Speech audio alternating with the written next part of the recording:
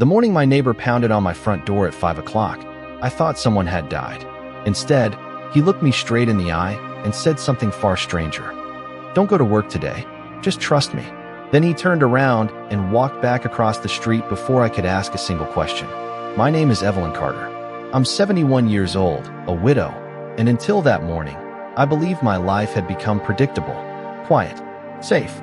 I lived in a small Ohio town where people still waved from their porches and remembered your birthday. After my husband passed away 8 years earlier, I learned how to carry loneliness the same way people carry old scars. It never completely disappeared, but eventually you stop noticing it every minute of every day. I worked part-time at a local accounting office 3 days a week. It wasn't glamorous, but it kept me busy and gave structure to my days. Every morning, I followed the same routine. Coffee, oatmeal, the morning news. Then I drove 12 miles to the office. Nothing about that Tuesday suggested it would be different. Yet there I stood in my kitchen, staring through the window at Frank Dawson's house across the street. Frank was 73, a retired electrician, and not the type of man who enjoyed drama. In 10 years of being neighbors, he had never once interfered in my personal business. That was what unsettled me most. If Frank was worried enough to knock on my door before sunrise, something had frightened him. I checked my phone. No missed calls. No emergency alerts. No messages from my son Ryan. No messages from my daughter-in-law Brittany. Everything looked normal. Still, I couldn't shake the feeling in my chest. It was the same feeling I'd had years earlier when my husband's doctor called and asked me to come to the hospital immediately. The same quiet warning that appeared before life changed forever. At 6:30, I picked up my car keys. At 6:31, I put them back down. I told myself I was being ridiculous. Then I made another cup of coffee and sat beside the living room window. The sky slowly brightened. Neighbors left for work. School buses passed by. Delivery trucks rolled through. The neighborhood. Nothing unusual happened. By 8 o'clock, I almost laughed at myself. Maybe Frank had simply been mistaken. Maybe he'd overheard a rumor or misunderstood something. Yet every time I reached for my purse, I heard his voice again. "Just trust me." Around 9:30, I noticed a black SUV parked half a block away. I didn't recognize it. Our neighborhood wasn't busy, and unfamiliar vehicles usually stood out. The SUV remained there for nearly 40 minutes. Then it drove slowly past my house. Once, twice, 3 times. I watched it disappear around the corner. My stomach tightened. At 10:15, my office manager called. "Evelyn, are you coming in today?" she asked. I told her I wasn't feeling well. The lie felt strange on my tongue. I almost never missed work. She paused for a moment before saying something even stranger. "That's probably for the best." Before I could ask what she meant, another employee interrupted her in the background. She hurried off the call without explaining. For the first time that morning, real fear crept into my thoughts. I looked toward Frank's house again. His curtains shifted slightly. He was watching too, waiting, as if he already knew something I didn't. And by noon, I would finally understand why he had knocked on my door before sunrise.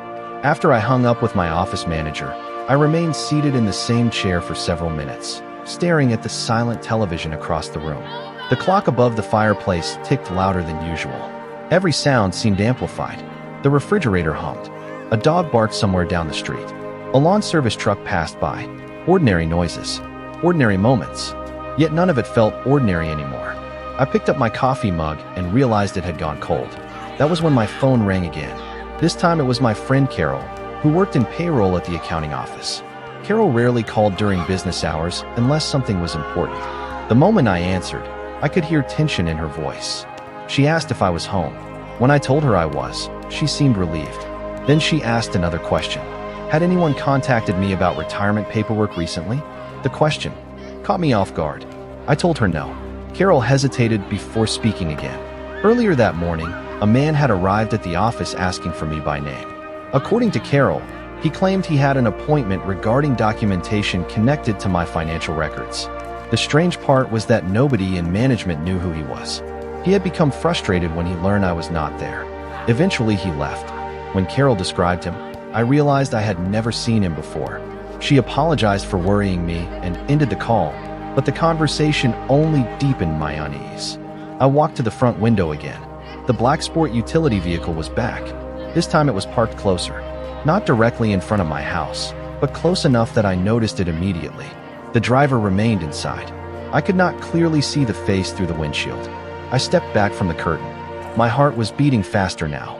Not from panic, from instinct. The same instinct that had kept me cautious throughout my life. Around 11 o'clock, there was another knock at the door. I froze. The knock was softer than before. Measured. Familiar. When I opened the door, Frank stood there holding a small toolbox. At first I thought he had come to repair something. Then I realized the toolbox was simply an excuse. He glanced over his shoulder toward the street before speaking. "Have you left the house at all today?" he asked. I told him no. He nodded as though confirming something. Then he sat down at my kitchen table. For nearly a minute, neither of us spoke. Finally, he looked at me and said something that made the room feel colder. Last night, long after midnight, he had been unable to sleep. From his upstairs window, he noticed a vehicle parked near my mailbox. At first, he thought it belonged to a delivery service. Then he saw two people step out. One of them walked directly to my mailbox. The other remained near the vehicle, watching the street. Frank assumed it was suspicious enough to write down the license plate number. He reached into his pocket and placed a folded piece of paper on the table. I stared at the handwritten number. Something about the situation felt impossible. Why would anyone be interested in my mailbox? Why would strangers appear in the middle of the night outside the home of a 71-year-old widow? Frank leaned forward. "Evelyn," he said quietly, "I do not think they were looking for your mail. I think they were looking for something much more important." Frank's words lingered in the air long after he stopped speaking. I looked down at the license plate number written on the folded paper and felt a strange mixture of confusion and dread. My mailbox contained nothing valuable. At least, that was what I had always believed. Bills, grocery store coupons, church newsletters, birthday cards from distant relatives. Nothing worth sneaking around for in the middle of the night. Yet Frank remained convinced. He was not an excitable man. He did not invent stories. If he said something felt wrong, I trusted his judgment. After he left, I carried the paper into my home office and sat at my desk. The room was small and simple. A bookshelf, a filing cabinet, a framed photograph of my late husband. I opened the top drawer and began sorting through documents. Tax records, insurance statements, property paperwork, bank correspondence. Everything appeared normal until I noticed an empty space in one of my file folders. At first I thought I was imagining it. Then I remembered exactly what belonged there. A letter from my bank that had arrived about 3 weeks earlier. I had placed it in the folder because it concerned a review of beneficiary information connected to several accounts. I remembered reading it. I remembered filing it away. Now it was gone. I searched every drawer, every folder, every stack of papers. Nothing. The missing letter should not have mattered. Yet somehow it did. My hands felt cold. I opened my online banking account and reviewed recent activity. The balances looked correct. No large withdrawals. No suspicious transfers. Still, something caught my attention. 3 separate requests had been submitted during the previous month asking for information updates. Each request had been canceled before completion. I had never submitted any of them. I stared at the screen. The requests were linked to contact information, verification, and beneficiary records. The same subjects mentioned in the missing letter. Before I could think further, my phone vibrated. The caller identification displayed Ryan's name. My son rarely called during working hours. I answered immediately. His voice sounded cheerful, almost overly cheerful. He asked how I was feeling and whether I had gone to work. The question seemed harmless, but it immediately put me on edge. I told him I had stayed home. There was a brief pause. Very brief. Yet I noticed it. Then he said that was probably a good idea and quickly changed the subject. He asked whether I had received any important mail recently. I felt my pulse quicken. Until that moment, I had not planned to tell anyone about Frank's concerns. I simply answered no and waited. Ryan laughed softly and said he was only asking because Brittany had mentioned some paperwork related to family planning. The explanation felt rehearsed, forced. Before ending the call, he reminded me that he and Brittany hoped to visit sometime soon. After I hung up, I sat perfectly still. The room seemed quieter than before. My eyes drifted toward the photograph of my husband. During our 43 years together, he had taught me something important. When several strange events point in the same direction, they are rarely unrelated. A missing letter, unknown information requests, a stranger searching for me at work, people near my mailbox after midnight, and now my son asking questions about important mail. For the first time all day, A possibility entered my mind that I did not want to consider. What if the people looking for something were not strangers at all? The thought settled over me slowly, like a shadow moving across a room. I did not want to suspect Ryan. Mothers are not built that way. We spend decades explaining away things that would seem obvious if they involved anyone else. We remember scraped knees, school plays, first jobs, and all the versions of our children that came before adulthood complicated everything. Yet as I sat alone in my office, memories began surfacing one after another. Small moments, harmless on their own, different when viewed together. About 6 months earlier, Ryan had stopped by unexpectedly on a Saturday afternoon. He had offered to help organize some paperwork because, as he put it, keeping financial records in order became more difficult as people got older. At the time, I appreciated the gesture. We spent nearly an hour sorting files. Brittany arrived later carrying coffee and pastries. I remembered leaving the room briefly to answer a telephone call. When I returned, they were standing near my filing cabinet. Nothing seemed unusual then. Another memory followed. 3 months ago, Brittany had asked detailed questions about my property taxes. She claimed she was helping a friend understand home ownership expenses. The conversation felt innocent enough. Then there was the family barbecue during Memorial Day weekend.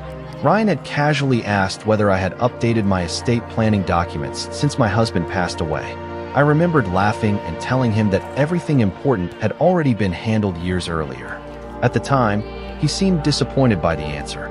I had noticed it only for a second. Now that expression returned to me with uncomfortable clarity. I stood and walked to the filing cabinet again. This time I opened every drawer carefully. I checked folders I had not reviewed in years. Near the back of a drawer, hidden beneath old insurance records, I found another document from the bank. The envelope had already been opened. That alone was strange because I always opened financial correspondence immediately. I unfolded the letter and began reading. The bank was confirming receipt of an inquiry regarding beneficiary modifications connected to one of my investment accounts. My eyes moved across the page twice before the meaning fully registered. Someone had requested information, not completed a change. Requested information. The inquiry date matched one of the canceled requests I had seen online earlier that morning. At the bottom of the page was a customer service number. Without allowing myself time to overthink, I called. After answering several verification questions, the representative reviewed the account history. Her voice remained professional, but one sentence immediately captured my attention. She informed me that the inquiry had originated from a phone number not currently associated with my account profile. I asked whether she could provide the number. Privacy policies prevented her from disclosing it directly, but she confirmed something else. The number had been used multiple times during the previous 6 weeks. Multiple times. When the call ended, I wrote down everything I had learned. Then I looked out the front window. The black sport utility vehicle was gone. The street appeared completely normal again. Children rode bicycles. A mail carrier walked from house to house. The peaceful scene should have reassured me. Instead, it made me uneasy. Whatever was happening had been carefully planned. Careful people rarely make only one attempt. As I turned away from the window, my phone vibrated with a new message. It was from Brittany. The text contained only one sentence.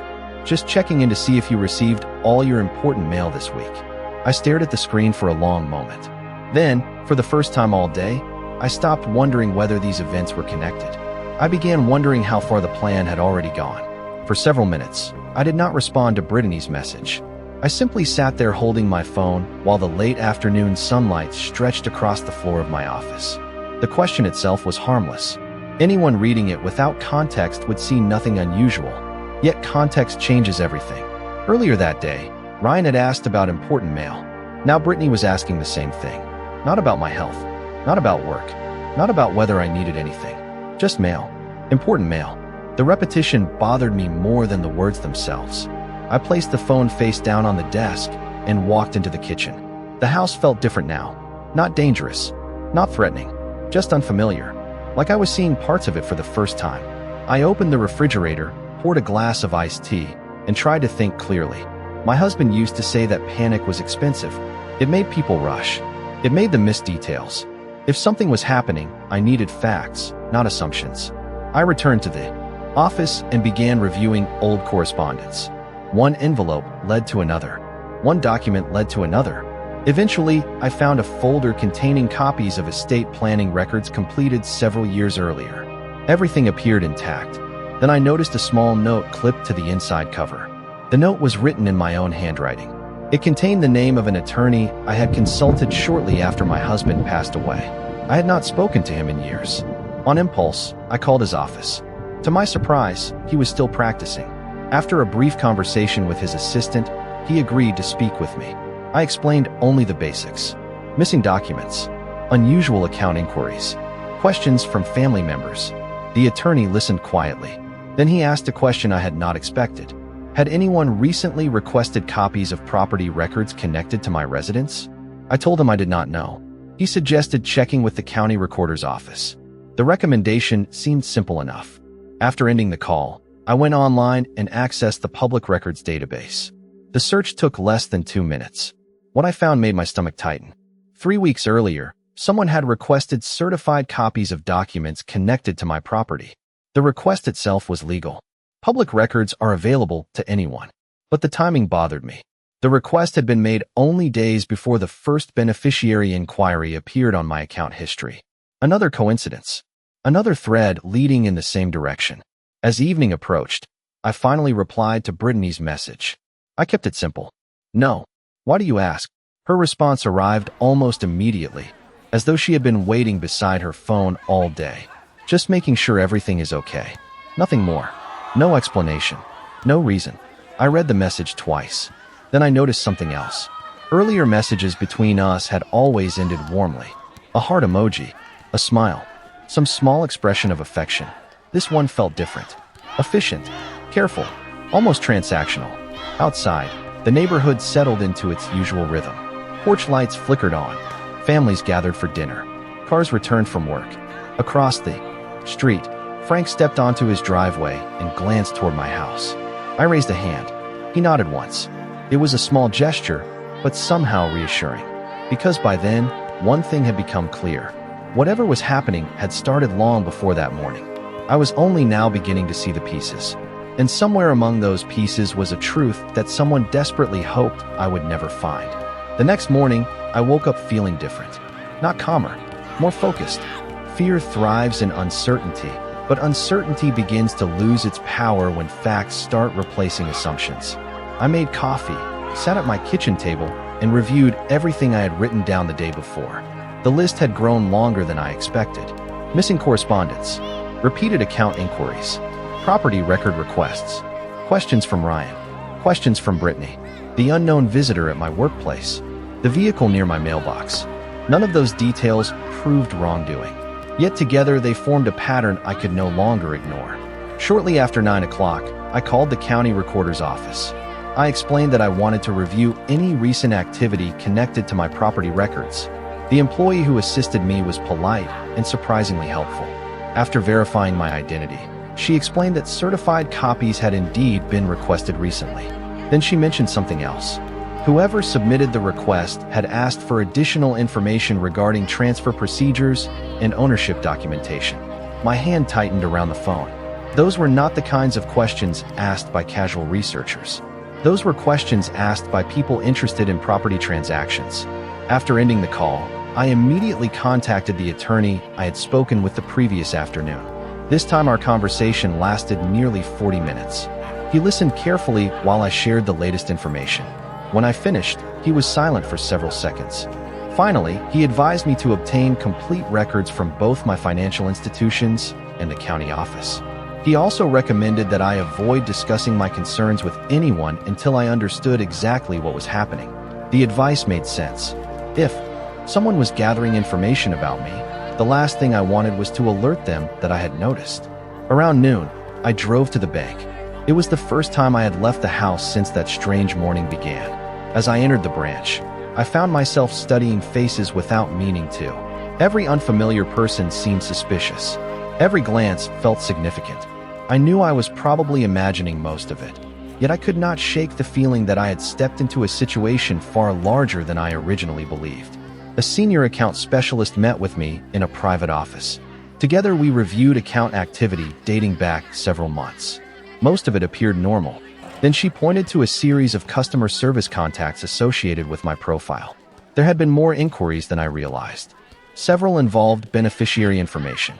Others involved verification procedures and account access requirements. What concerned me most was the timing. Nearly all of them occurred during periods when Ryan and Brittany had recently visited my home. I did not mention that observation aloud.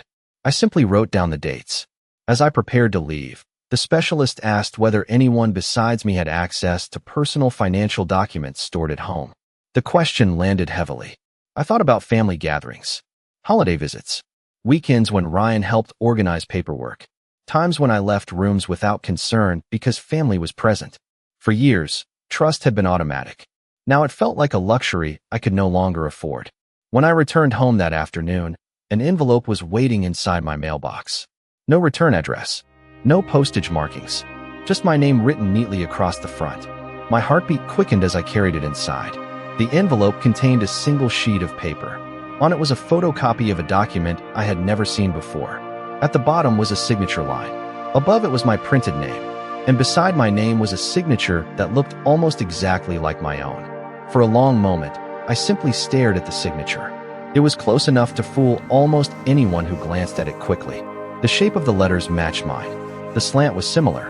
Even the way the last name curved at the end looked convincing. But it was not my signature. I knew that immediately. People think signatures are just handwriting. They are not. They are habits. Tiny movements repeated thousands of times over decades. I saw 3 small differences within seconds. Whoever created this had studied my signature carefully, but they had not perfected it. I sat down at my kitchen table and examined the rest of the document. It appeared to be an authorization form connected to financial records. The language was technical, formal, the type of paperwork most people would sign without reading closely. At the top corner was a partial account number. My account number. I felt a chill run through me. Someone had not only gathered information about my finances, someone had attempted to create documentation using my identity. I immediately called the attorney. Within an hour, I was sitting in his office with the photocopy spread across his desk. He studied it quietly before leaning back in his chair. His expression told me more than his words. He was concerned, very concerned. He explained that while the document itself might not have legal power in its current form, it suggested a larger effort to obtain access to information or assets. Then he asked the question I had been avoiding. Who had regular access to my personal records, signatures, and financial paperwork? I looked down at my hands. The answer was obvious. Family. Over the years, Ryan had helped organize documents. Brittany had sat at my kitchen table while paperwork was spread across the room. They knew where things were kept. They had seen my signature hundreds of times. Even as the thought formed in my mind, I resisted it. There had to be another explanation. There had to be. The attorney advised me to begin quietly securing all important records. He also recommended monitoring future communications. Before leaving, he asked me to make copies of everything and keep detailed notes. I followed his advice immediately. That evening, I returned home carrying a folder thicker than any I had ever assembled. Every strange event, every phone call, every document, every date, everything went. Inside, around 7 o'clock, my phone rang. Ryan. I almost let it go to voicemail. Instead, I answered. He sounded relaxed, friendly. He told me that he and Brittany were thinking about stopping by over the weekend. Then he casually mentioned that Brittany had been trying to reach me earlier. I told him she had. Another pause followed. Small, barely noticeable, yet I had started hearing those pauses everywhere. Then he asked whether everything was okay. I answered carefully. Actually, Ryan, I have been reviewing some financial paperwork recently. Silence. Not long, just long enough. When he finally spoke again, his voice sounded slightly different, more cautious. He asked what kind of paperwork. I told him nothing important and changed the subject. After the call ended, I sat in the darkened living room looking out toward the street. Across the road, Frank's porch light glowed steadily. For the first time, I stopped asking whether Ryan and Brittany were involved. A different question had taken its place. If they were involved, which one had started it? And which one was hiding the truth from me? The following 2 days became an exercise in patience. Every instinct told me to confront Ryan and Brittany directly. Every emotion pushed me toward answers. But emotions rarely uncover truth. They usually scare it into hiding. So I followed my attorney's advice and remained silent. Outwardly, nothing changed. I returned phone calls. I exchanged friendly messages. I acted exactly as I always had. Meanwhile, I documented everything. Every text, every conversation, every unusual event. By Friday afternoon, my folder had become a detailed timeline stretching back several months. That was when the first real breakthrough arrived. My attorney called and asked me to come to his office immediately. His tone was calm, but I sensed urgency beneath it. When I arrived, he placed several documents on the conference table. One of them contained information obtained through a formal records request. Another came from a financial institution investigating unauthorized inquiries. Together, they revealed something important. The same contact information had appeared repeatedly across multiple requests connected to my records. The name attached to that contact information was not Ryan's. It was Brittany's. I stared at the page without speaking. Part of me felt relieved. Another part felt worse. Because if Brittany had initiated everything, it still did not explain Ryan's behavior. My attorney seemed to understand what I was thinking. He slid another document across the table. This one contained communication logs. Nothing illegal, nothing dramatic, just dates and times. Yet the pattern was impossible to ignore.